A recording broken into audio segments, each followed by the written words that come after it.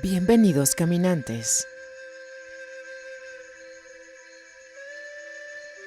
a un sendero misterioso.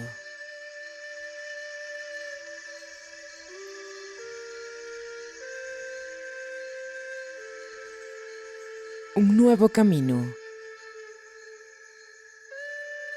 en la montaña del conocimiento.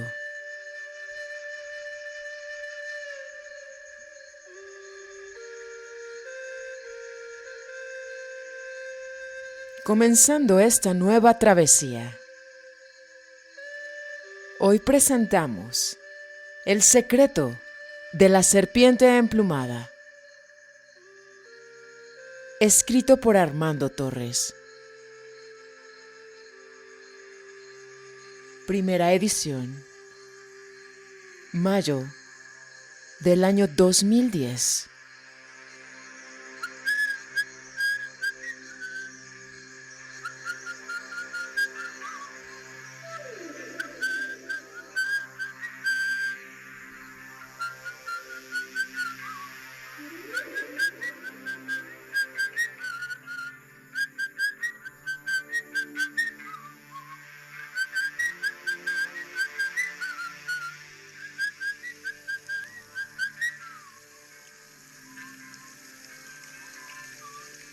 Que tengamos buen camino.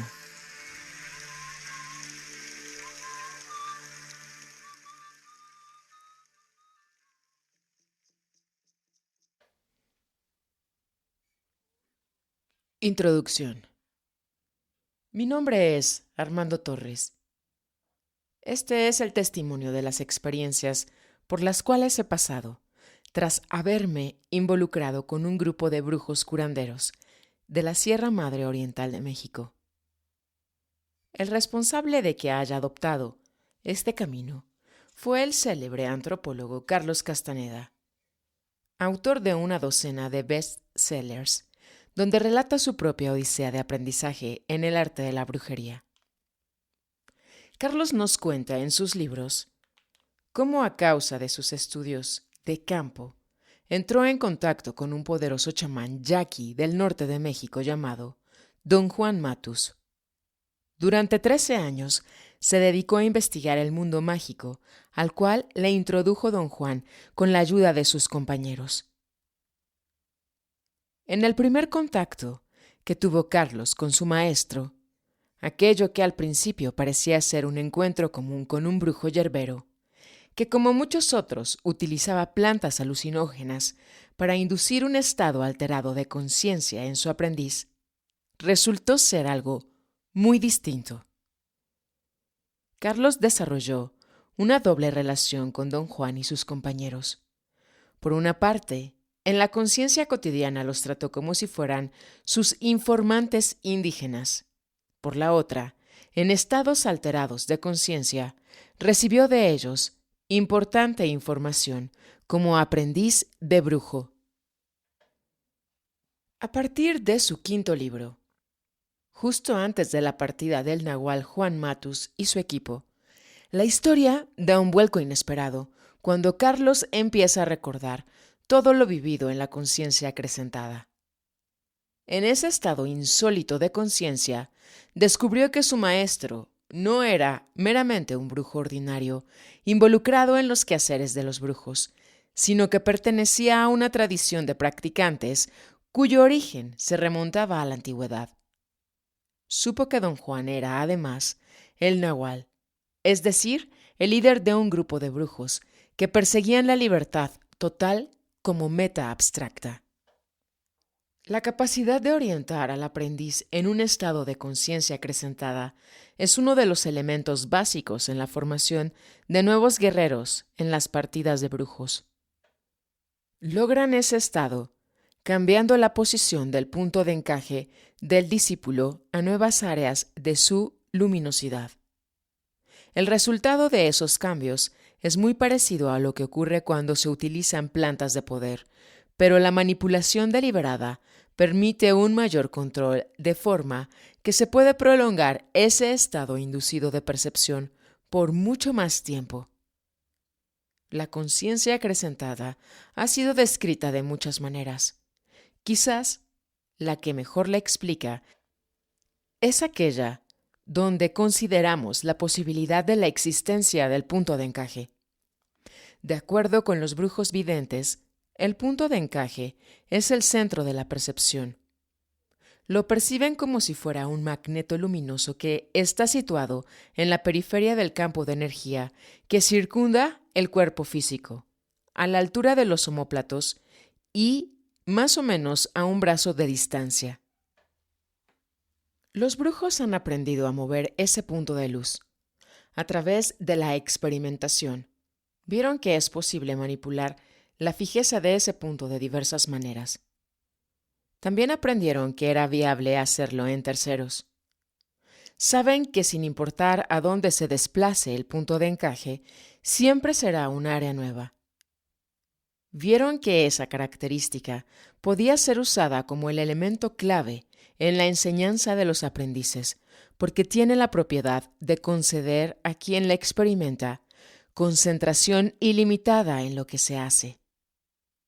Por lo tanto, los maestros utilizan esta maniobra para enseñar, ya que lo que se aprende en ese estado alterado de conciencia queda latente en el receptor. Sin embargo, por su propia naturaleza, la instrucción recibida se transforma en un bloque perceptual de gran intensidad, lo cual constituye un grave problema para la recolección de los eventos vividos. La instrucción recibida en esos lapsos de conciencia alterada es entonces olvidada. Se queda almacenada en un área de nuestro ser total que no es el cerebro. Es como si el aprendiz hubiera sido puesto en un profundo estado de hipnosis en el momento de recibir la enseñanza, solo para recordar todo lo ocurrido posteriormente a través de alguna situación especial o palabra clave, como si fuera una orden post-hipnótica. Tratar de recordar la conciencia acrecentada es como tratar de recordar un sueño. Cuanto más se esfuerza uno, más efímero se vuelve éste. Para recordar ese tipo de experiencia, es necesario almacenar suficiente energía. De nada sirve usar la mente lineal para recobrar esas memorias. Solo con energía es posible mover el punto de encaje, para así realinearlo en la posición en que se encontraba en el momento en que se dio la experiencia que se quiere recordar. En ese estado especial de conciencia, Carlos aprendió de primera mano los misterios de la brujería. Se hizo consciente de que todo es energía y que es posible utilizar y controlar esa energía. Los brujos poseen ese conocimiento desde hace miles de años. Lo pasan de generación en generación a individuos elegidos. Por esa misma fuerza impersonal e inexplicable que moldea el universo. Para el hombre común y corriente, lo que hacen los brujos es incomprensible. Sus actos desafían la razón y eso, a través de la historia, les ha generado fama de poseer poderes especiales y controlar fuerzas sobrenaturales que la gente por lo general asocia con la intervención de espíritus maléficos. Conforme evolucionaba en su instrucción, el joven estudiante de antropología, aún sin estar plenamente consciente de lo que hacía, se adentró en un extraño sistema de conocimiento. Descubrió que la brujería, lejos de ser un conjunto de prácticas absurdas, de maleficios y encantamientos, era en verdad una filosofía de vida muy antigua, ejercida por practicantes extremadamente disciplinados. Al unir su destino al grupo del Nahual, Carlos se enteró que don Juan y sus compañeros eran en verdad el último remanente de un linaje de conocimiento ancestral que había florecido durante miles de años en lo que actualmente es México y parte de Centroamérica. Una cultura única de personas apasionadas por develar el secreto de la existencia. Esos hombres eran conocidos como toltecas. Tolteca es el nombre que se le da a cualquiera que sea practicante de las artes que conducen al conocimiento. Sus quehaceres tienen que ver con investigaciones en el campo del estar consciente de ser, con el control de sí mismos y la manipulación de seres inorgánicos o fuerzas aliadas, como les llaman ellos. Hasta hoy en día existen, diseminados por todo el país, los descendientes de aquellos antiguos linajes que siguen el camino y las prácticas de sus antepasados. Uno de esos grupos son los brujos curanderos, tradición a la cual pertenezco y de la cual se trata este trabajo. Debido a mi manda, he podido corroborar en gran medida muchos de los desafíos dejados por Carlos. Y aun cuando todavía me encuentro en la fase de recolección de mis experiencias pasadas, he perdido la forma humana y he logrado completar mi cuerpo de ensueño. Esto me ha abierto las puertas de un mundo extraordinario. En la primera etapa de su aprendizaje, Carlos siguió fielmente la tradición y se mantuvo totalmente inaccesible al mundo exterior. No recibía a nadie, ni siquiera concedía entrevistas para publicitar a sus propios libros. Pero con el tiempo, poco a poco, fue abriéndose. Primero aceptó realizar reuniones privadas y más adelante consintió en impartir conferencias públicas. Tuve la fortuna de asistir a diversas de esas charlas. Además que en varias ocasiones pude platicar directamente con él, de tal manera que aproveché para aclarar muchas de mis dudas.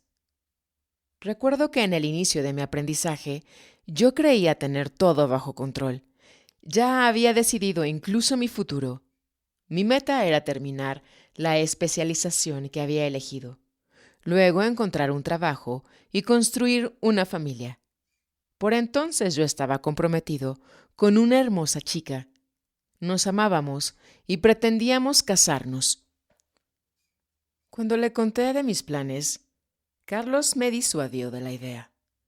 Me ayudó a entender que había más en la vida que nacer, reproducirse y morir. Me dijo: aún no has considerado todas tus posibilidades. Estás simplemente actuando de forma mecánica, según lo que te han programado. Lo que todos hacemos es repetir la vida de nuestros padres una y otra vez, sin darnos cuenta de que realmente existen otras opciones para nosotros. Conmigo ocurría lo mismo. Lo que yo más ansiaba era tener una familia, pues creía que no sobreviviría si no era así. Don Juan me sacó de todo eso, y mírame, aún estoy aquí, vivito y coleando. La razón principal de querer formar familia no es solo el imperativo biológico. También hay motivos ocultos que tienen que ver con el miedo a quedarse solo y la preocupación muy egoísta y pusilánime de ¿quién irá a cuidar del pobrecito de mí?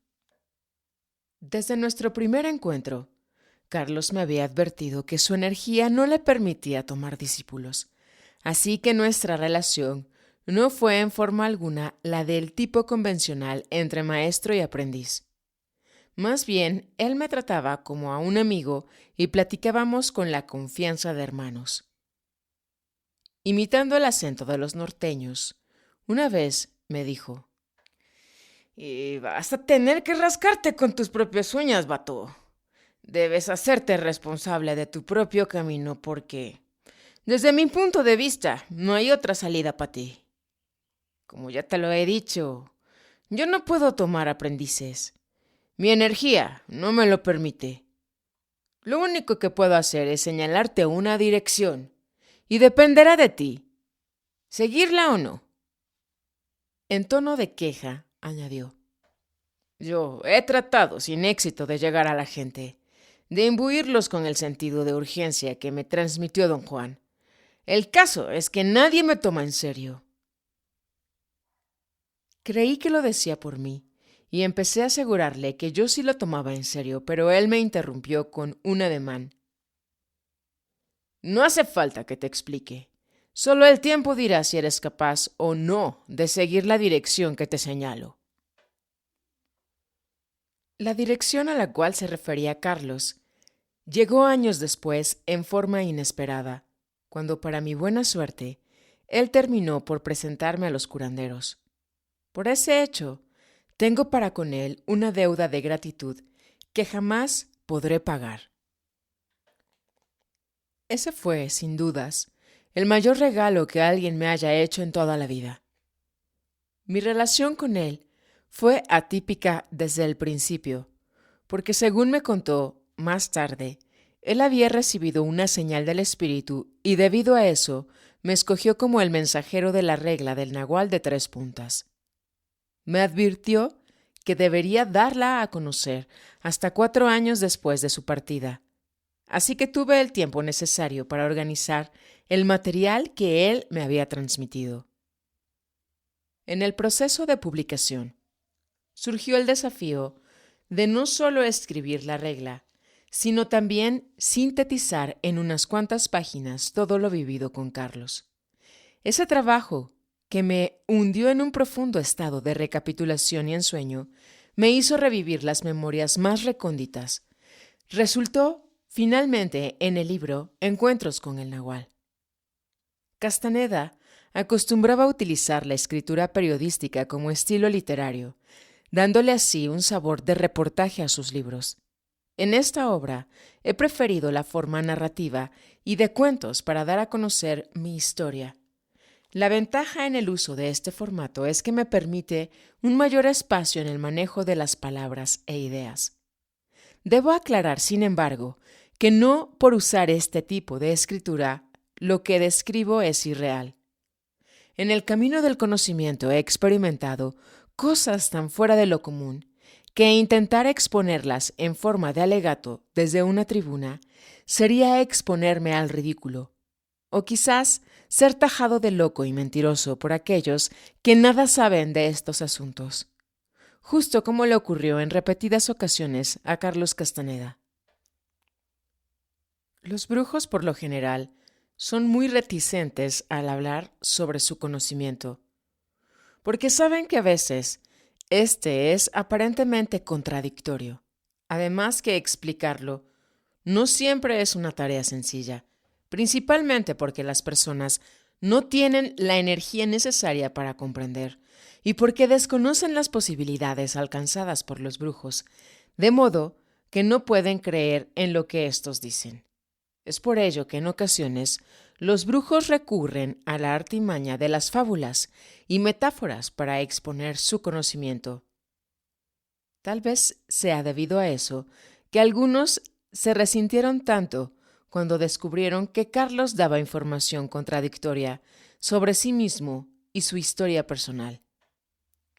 Aquí es donde el viejo proverbio que dice «Cuelas una hormiga pero dejas pasar a un elefante» es aplicable a la gente que se queda atrapada en los detalles de los cuentos, en la descripción de los eventos y pierden lo más importante, que es el mensaje. En un principio, yo tampoco comprendía muy bien a qué se referían los abuelos cuando expresaban su conocimiento. A veces ellos incluso utilizaban términos que ni siquiera tenían una traducción exacta en nuestro idioma. Por lo tanto, mi primer impulso fue rechazar todas aquellas jerigonzas místico-religiosas que yo consideraba eran creencias de gente ignorante. Lo que me impidió juzgarlos de forma tan ruda fue la capacidad que tuve de convertir los conceptos que los abuelos intentaban enseñarme a la terminología empleada por Castaneda. Solo gracias a lo que aprendí con Carlos fue que pude entender lo que trataban de explicarme los curanderos. Así que, propiamente hablando, puedo decir que soy el producto de ambas enseñanzas, la del grupo de los curanderos por un lado y la de Carlos Castaneda por el otro, de tal forma que me es inevitable, en ocasiones, mezclar ambas terminologías. Confieso, sin embargo, que en esta obra hice un esfuerzo especial en beneficio de los lectores, a fin de hacerla más coherente con el vocabulario del nahualismo utilizado en los libros de Carlos. De hecho, he encontrado que la meta de ambos caminos es la misma. En verdad, lo único donde difieren entre sí es en el tipo de acecho que aplican a la descripción del mundo, y en el caso de los curanderos, de algunos procedimientos novedosos que son realmente muy eficaces. Cuando un brujo pasa el conocimiento a un prospecto, se dice que el heredero es un hijo o que el brujo ha hecho un hijo. En este sentido, Carlos ha hecho millones de hijos, potenciales por todo el mundo, al dar a conocer la tradición de su maestro a través de los libros que publicó. El verdadero legado que él dejó a las generaciones venideras es el desafío de rebasar el nivel de ser simples lectores y experimentar por sí mismos los misterios que han descubierto los brujos. El intenso trabajo con el cual estoy comprometido me obliga a apartarme de toda relación social superflua que solo busca incrementar el ego. Así que, atendiendo la advertencia del nahual y para evitar caer en errores que podrían costarme la vida e incluso mi libertad, he decidido compartir y al mismo tiempo mantenerme al margen, de tal forma que participo sin participar. Ofrezco contar las historias en la esperanza de que tal vez éstas puedan ser de utilidad para aquellos que las leen. He dedicado gran parte de mi vida a este propósito y sería desastroso perder ahora, por algún descuido, lo que he logrado con tanto esfuerzo. Por lo tanto, espero que perdonen mi ausentismo. Es que estoy comprometido con un trabajo que me rebasa.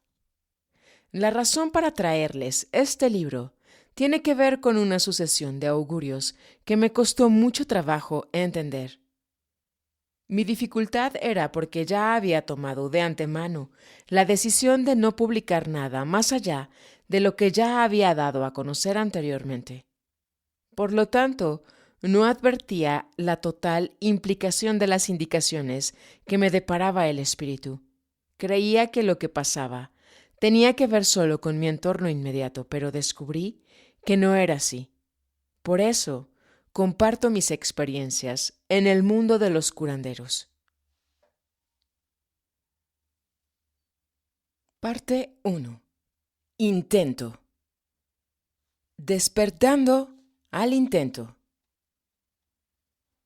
Ese día nos encontramos a un costado del Palacio de Bellas Artes de la Ciudad de México. Carlos me dijo que andaba buscando unos libros raros. Me pidió que le acompañara a las librerías de segunda mano. Atravesamos el jardín y fuimos caminando en silencio por las calles del centro histórico rumbo al Zócalo.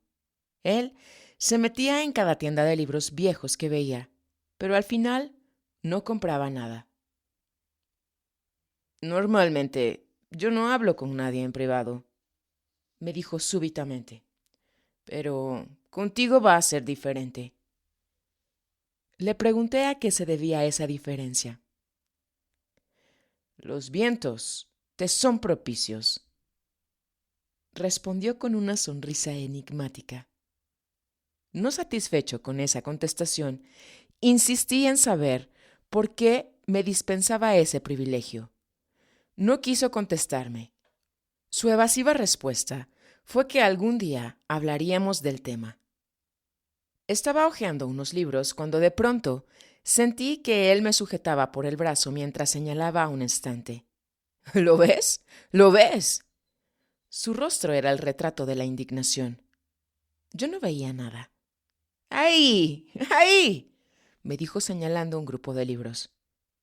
Aguzé la vista y divisé su nombre en la carátula de un libro titulado Una realidad aparte. Al parecer el motivo de su arrebato era que lo habían clasificado entre las novelas de ficción.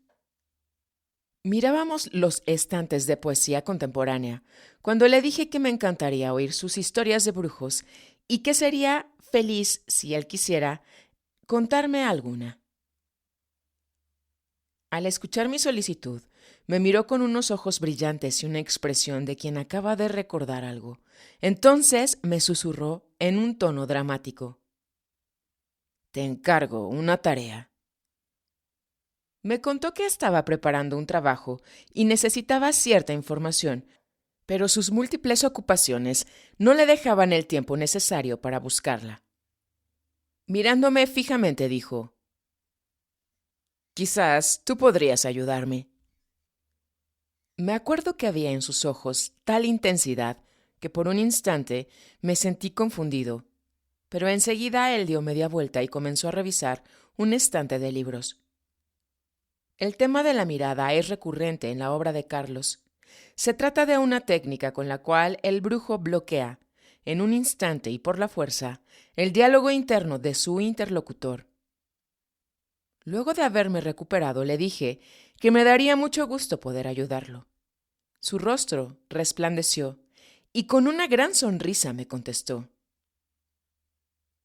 Ya que vas a ser un periodista, se refería a mis estudios, quiero que vayas al mundo de los antiguos videntes y les convenzas de que te cuenten sus historias.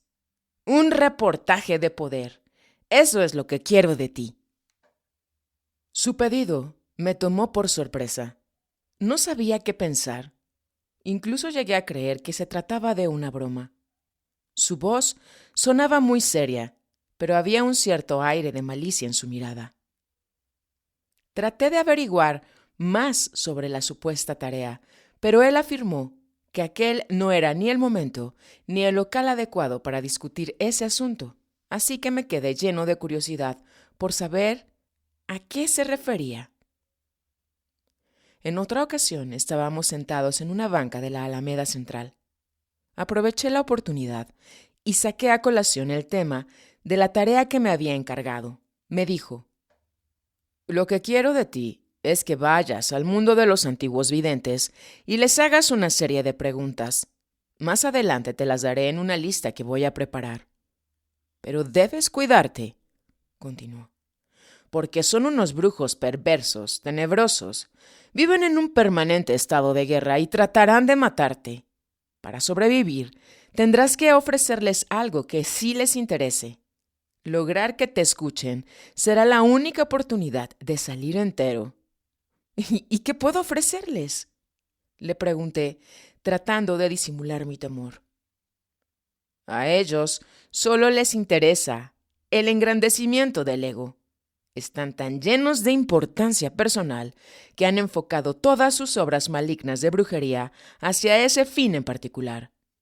De forma que entraron en mundos cuyas características les obligan a buscar a toda costa el tipo de energía que más les conviene para mantener sus insaciables egos. Para interesarles, tienes que ofrecerles algo que exacerbe esa importancia hasta niveles inimaginables. Algo así como una forma de culto donde ellos encuentren garantizada su alimentación. Tienes que convencerles de que ganarán más dejándote ir que reteniendo tu energía. Por lo tanto, promételes un reportaje en el cual ellos y sus cuentos de poder jueguen el papel central. Si logras eso, puede que lleguen a un acuerdo contigo. ¿Y por qué una forma de culto?, le pregunté. ¿No existe algún otro modo? Sí, contestó, dejándote atrapar. Esos brujos desarrollaron aspectos mórbidos de sus personalidades, tales como el gusto por los rituales, la fijación, la devoción y la autocompasión. Tienen una tendencia de carácter que podríamos calificar de mística, porque se trata de un esfuerzo desesperado por restablecer su unidad. El único modo de que se muevan a favor de uno es poniéndoles enfrente edificios de morbidez aún mayores que los que ellos adoran, para que cualquier sacrificio momentáneo de energía signifique para ellos un incremento desproporcionado en sus posibilidades futuras. La conducta ritual y religiosa es la única forma de producir la cantidad de energía que esas aberraciones requieren para alcanzar sus sombríos propósitos. Sus palabras me sacudieron. De súbito me saltó un profundo terror, pero al mismo tiempo fustigaron mi curiosidad. Por aquellos días mi devoción oscilaba en 3 caminos distintos: las creencias cristianas heredadas de mis familiares, el enfoque científico que recibía en la escuela y que conlleva un peso considerable, además de ciertas ideas orientales que comenzaban a interesarme sobremanera.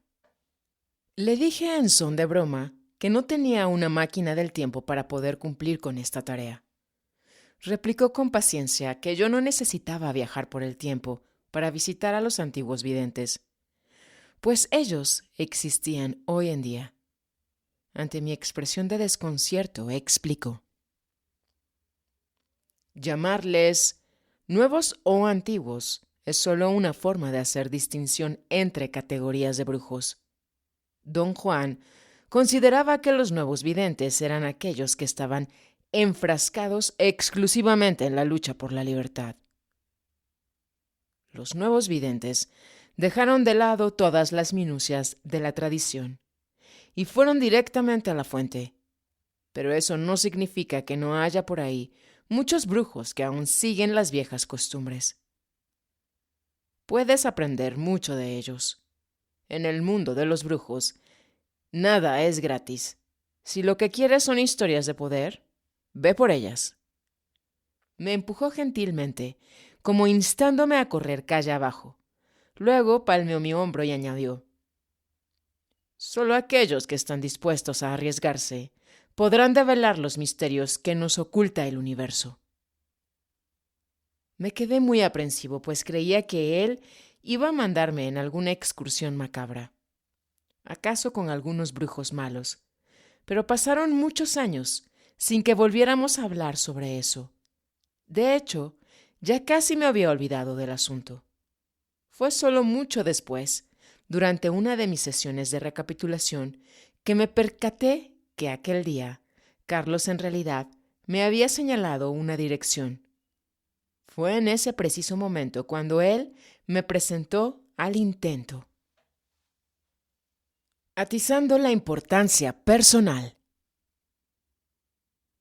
Entré en contacto con la obra de Carlos en una época decisiva para mí, cuando aún no tenía definido completamente cuáles conceptos iba a adoptar como guía de mi vida. Cuando lo encontré por vez primera, ya había leído algunos de sus libros, pero muchos de los conceptos que ahí se expresan se me escapaban. Sus significados, sin embargo, eran para mí, al mismo tiempo oscuros y provocadores. Carlos tenía un estilo único para enseñar. Conseguía atizar la importancia personal de la gente con tan solo una mirada. Algunas personas se desconcertaban tanto cuando él estaba cerca que sufrían explosiones de ego y hasta se ponían mal del estómago. Mi relación de amistad con él siempre fue muy buena, aunque hubo etapas en que no nos vimos o hablamos en absoluto. Es como si el nahual hubiera querido darme un descanso de tiempo en tiempo, un periodo de alejamiento suficiente como para permitirme la oportunidad de asimilar sus lecciones. Carlos literalmente exigió de mi parte el más absoluto sigilo con respecto a nuestra relación, llegando al punto de amenazarme con dejar de verme si acaso yo fallara en cumplir con su demanda. Sus palabras fueron claras: no digas nada de esto a nadie. En aquel momento, aun cuando no entendí la razón de su exigencia, me resultó fácil cumplir con ese requerimiento, ya que mi naturaleza retraída y solitaria me proporcionó el aislamiento ideal. Otra de sus demandas fue que llevara apuntes sistemáticos de nuestras pláticas. Alegaba que algún día podrían llegar a servirme. Esto me sorprendió porque en diversas ocasiones le escuché decir en sus conferencias que no se debía apuntar nada. En ese aspecto, mi entrenamiento académico me fue de gran ayuda. Recuerdo cómo él se burlaba de la gente, afirmando que todos eran unos egomaniáticos irremediables y que se despedazaban a la menor presión. Decía que algunos se quedaban tan dolidos por lo que él decía, que se apartaban enojados y terminaban hablando disparate y medio sobre él. Era divertido ver cómo se moría de la risa al comentar las barbaridades que decían de él. Un asunto que le preocupaba sobremanera eran algunas personas que, según él, distorsionaban las enseñanzas. Nos contó, por ejemplo, cómo el señor Sánchez explotaba descaradamente su nombre y que hasta el hidalgo andaba organizando cursos sobre sus libros para lucrar con eso. Incluso llegó a contratar abogados para demandar legalmente a quienes usaban su nombre en forma indebida o citaban sus escritos sin autorización. Afirmaba que las ideas eran propiedades mágicas de quienes la tenían y que debían ser respetadas. Decía que debíamos estar agradecidos de que él fuese tan paciente y metódico al explicar el conocimiento de los brujos, y que si estuviéramos en las manos de don Juan, éste ciertamente nos metería dentro de un costal y nos apalearía hasta que aprendiéramos la lección, que no hay tiempo en absoluto. Un asunto que despertó mi curiosidad fue que, a veces, él comentaba chismes sobre la gente con tantos detalles que me asaltó la duda de cómo podía saber esas cosas con certeza. Cuando le pregunté si tenía espías entre sus seguidores, me replicó que, en efecto, mucha gente le contaba lo que ocurría, pero que su certidumbre venía de otro lado. Afirmó que percibía los pensamientos de los demás y que el emisario de ensueño le decía todo sobre cada persona en quien centraba su atención. Le pregunté si él conocía mis pensamientos. Al ver mi cara de aprensión, sonrió y en tono de broma dijo que yo era un alma enamorada. Me sonrojé como si fuera un niño atrapado haciendo algo ilícito. También me contó de personas que se aproximaban a él con las intenciones de poder lucirse frente a los demás, por haber conocido a una celebridad. A estos les era fácil reconocerlos porque lo primero que hacían era pedirle su autógrafo. Otros trataban de sacar jugo de la relación para atraer discípulos a sus propias escuelas. Había también aquellos que llegaban con la esperanza de ser descubiertos y reconocidos por él como su sucesor. Me daban ataques de risa cuando imitaban las miradas de perros suplicantes que tenían de «Por favor, mírame, aquí estoy yo». Ah, eso sí, cuando fallo en darme cuenta de lo maravilloso que son, entonces se enojan y salen hablando pestes, no solo de mí, sino de todos nosotros, dijo refiriéndose a sus cohortes.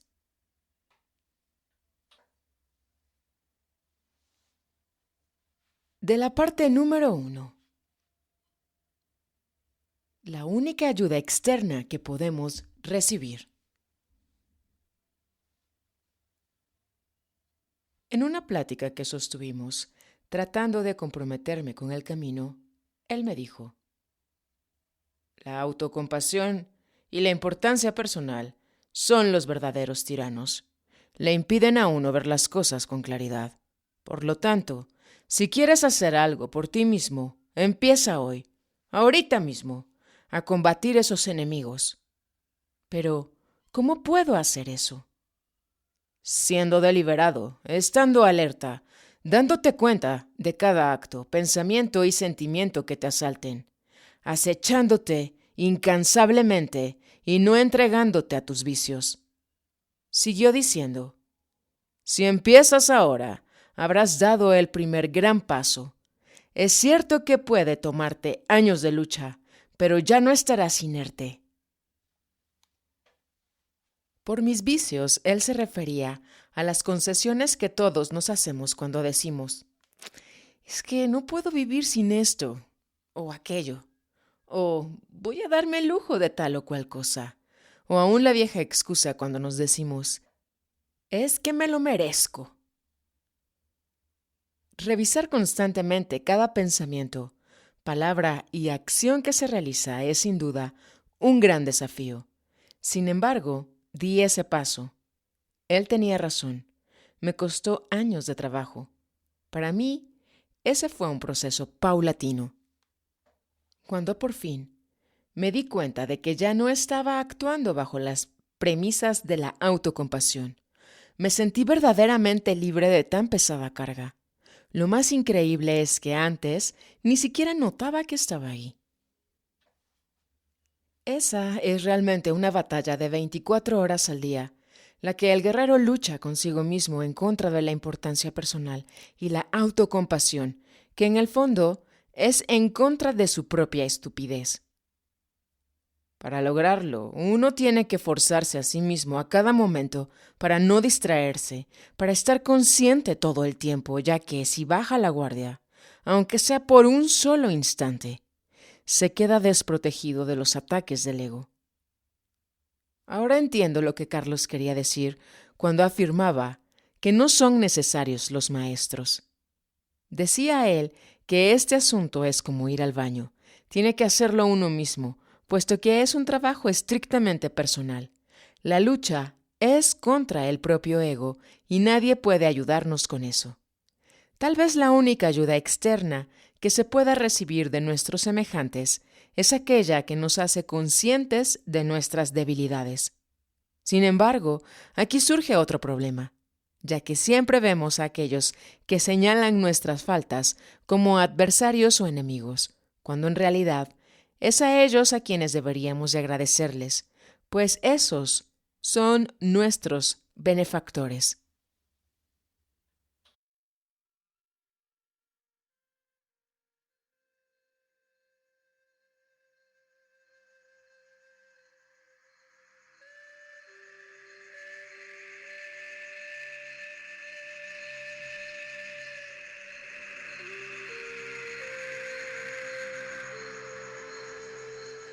Gracias, caminantes, por su compañía.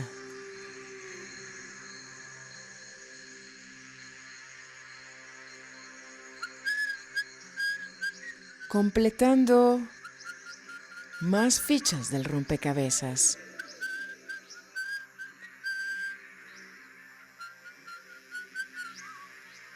Seguimos caminando, observando,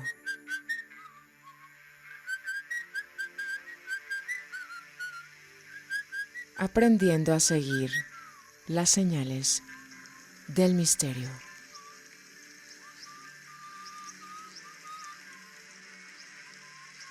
Emitiendo energía fina desde el Cerro del Onix, Puebla, México.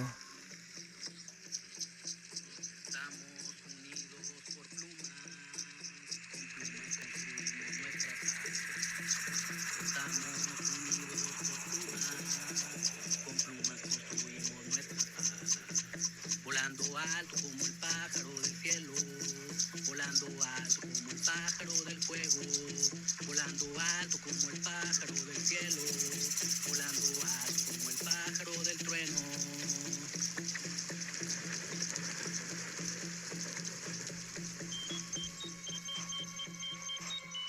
Fechando martes 14 de junio, 18 horas.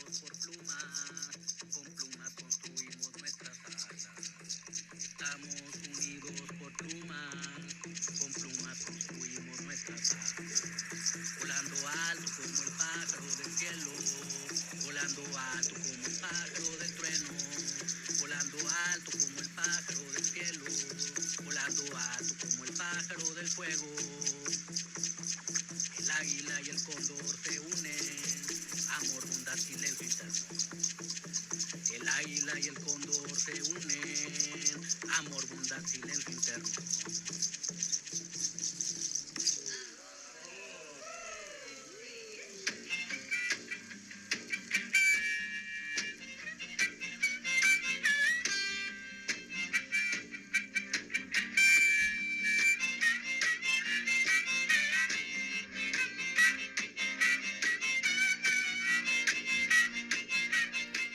Volando alto.